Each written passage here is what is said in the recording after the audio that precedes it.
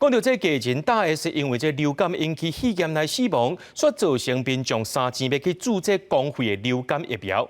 疾管署也统计讲，这国内前2礼拜新增加142例流感重症的案例，25例死亡，其中上届少岁的死亡个案是南部30多岁男性。目前全台完整一天呢，就注买4万吨的公费流感疫苗咯。目前这公费的存16万吨，自费的还有40万吨。疾管署也讲，即马也是这流感的流行期，预估这礼拜的确诊人数会搁再增加。台北市联合病院中校分院的等待室人阵踢踢长，拢是要注公费流感预防车的民众。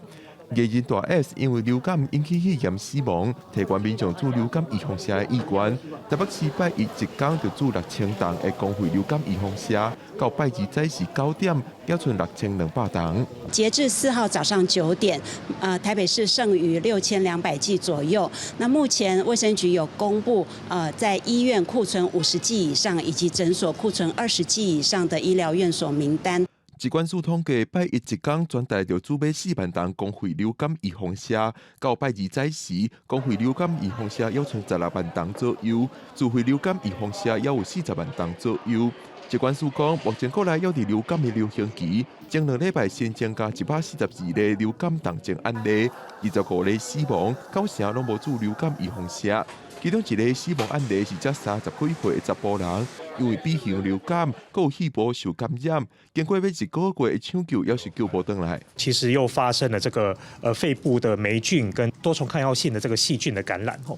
除此之外，它也有这个发生这个气胸跟肺部的出血。目前的一个评估呢，我们认为呢，这一周会有上升的一个趋势，跟前周比起来，但是呢，在下周或是下下周的时候呢，会有下降的一个趋势。疾管署估计，因为年节期间门诊无开，会致使开工这礼拜的流感确诊数提悬，上紧后礼拜确诊人数才会开始下降。